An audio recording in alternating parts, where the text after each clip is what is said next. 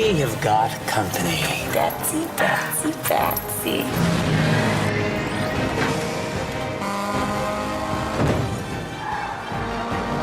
Stupid bats, you're ruining date night!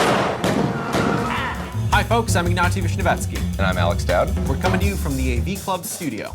Welcome to Film Club.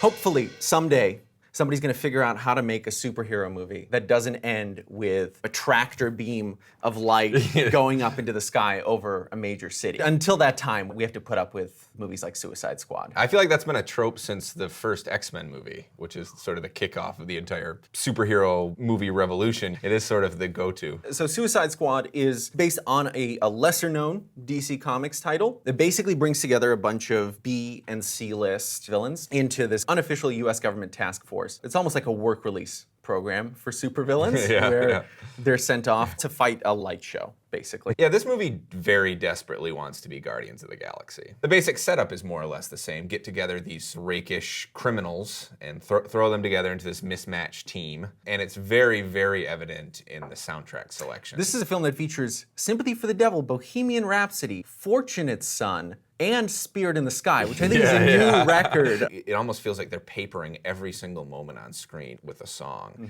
And that to me feels like David Ayer looked at Guardians of the Galaxy and said, oh, people like pop songs in superhero movies now. So David Ayer, who wrote and directed this, he started as a screenwriter, best known for Training Day. And since then, he's basically gone on to write and direct a bunch of movies that are all kind of the same. Yeah, mostly cop movies. He's got a very specific worldview, which is that we sort of need bad to keep us from worse. I think you're hitting on one of my many, many issues with this film. I think this film is a bit of a disaster, honestly. But one of the problems I have with it is that none of these guys ever really seem especially dangerous. If you're gonna bring up Guardians, right, they are sort of likable rakes and rogues.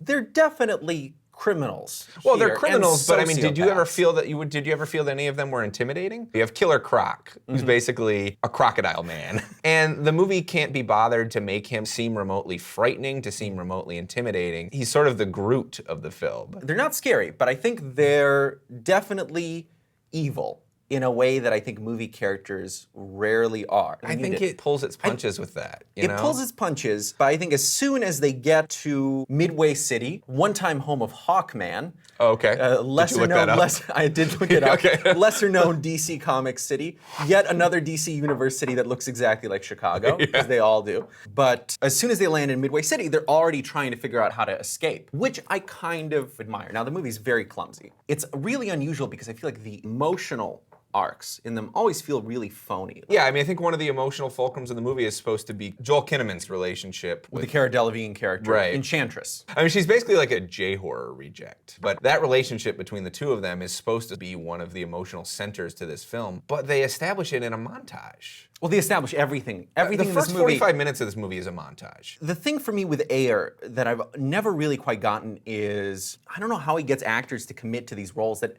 ultimately, when they actually get to the screen, are not that well developed. And here, there are a lot of very, very committed performances, and Margot Robbie is pretty darn good. She's throughout good, this. although I get the impression that her performance, like everything in this movie, has kind of been cobbled together in post. Harley Quinn is a pretty interesting character in the DC universe, and her big thing is that she has this devoted relationship to the Joker, and they downplay that a lot in this film. I feel like they hedge their bets with how fucked up this relationship is. Yeah, because she's like the hero of the movie, or one of them, so she can't be as deranged as she is on the page or in the animated series. And can we talk about what Jared Leto thinks he's doing as the Joker in this movie?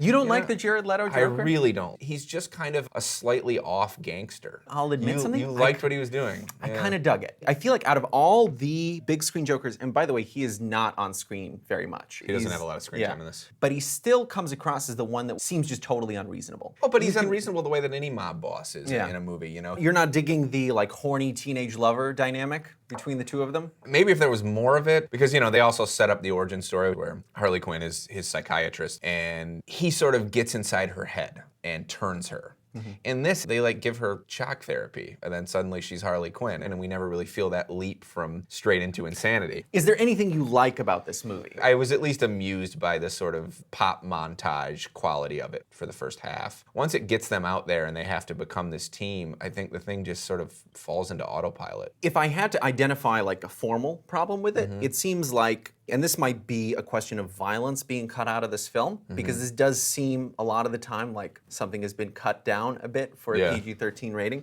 But it seems to me like Ayer's always a lot more focused on how these characters look than basically how they relate to anyone else. I feel like the Jared Leto Joker always looks great. Ayer loves putting the camera on him. He loves putting the camera on Margot Robbie. Every scene is a series of these like very individualized shots. And it's why the trailers work so well. I mean, this thing is made to be a trailer, and a lot of it plays like a really long trailer. Watching it, you sort of realize that he's good at writing dialogue that can be pulled into a trailer very well, but that sounds like absolute out of nowhere nonsense when people say it to each other. And yet, I will admit that I kind of like this movie. You like it? Okay. I like it. I like the way it looks. It's got a sense of texture that is so absent from the Marvel films.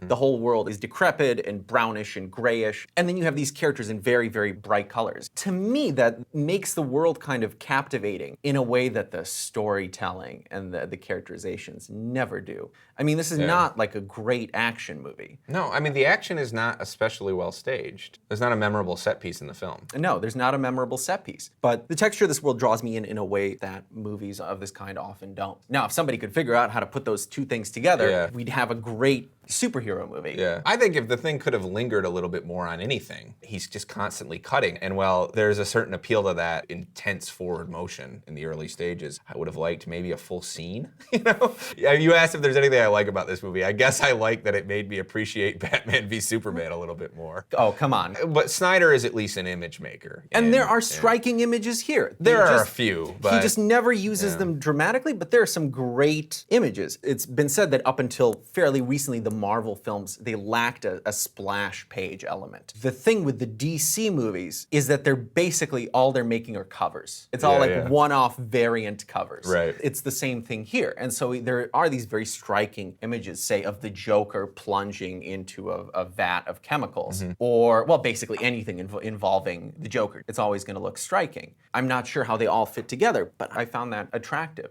It has an appeal that a lot of comics movies don't have.